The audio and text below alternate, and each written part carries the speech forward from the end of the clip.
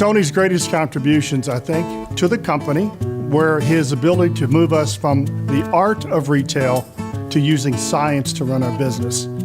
Whether it was setting up metrics, whether it was holding people accountable to the numbers that we had agreed to deliver, I think that was one of the greatest things that Tony brought.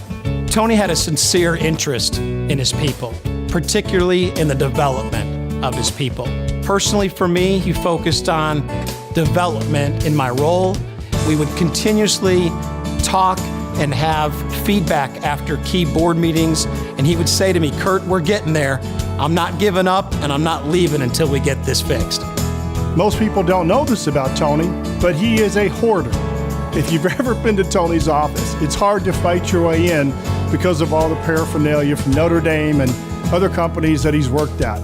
The second thing I'll tell you about Tony that most people don't know is he is a high maintenance individual when it comes to traveling on the road.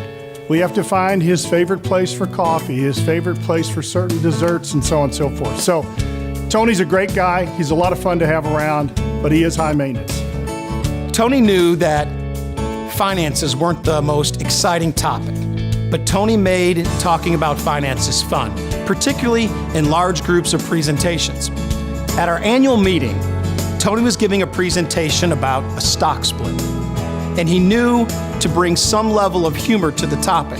So he prepared a video where Tony himself played a number of characters. Through uses of wigs and costumes, he played characters such as the most famous one, Dr. Splitzenstein. And all of these characters gave their opinion on whether a stock split was beneficial.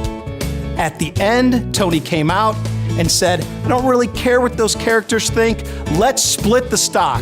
And at that point, the crowd stood up, standing applause, excitement about a stock split at Tractor Supply. We're gonna miss him. We'll miss him. By the way, but do clean out the office, the Notre Dame stuff, all that. Don't need it.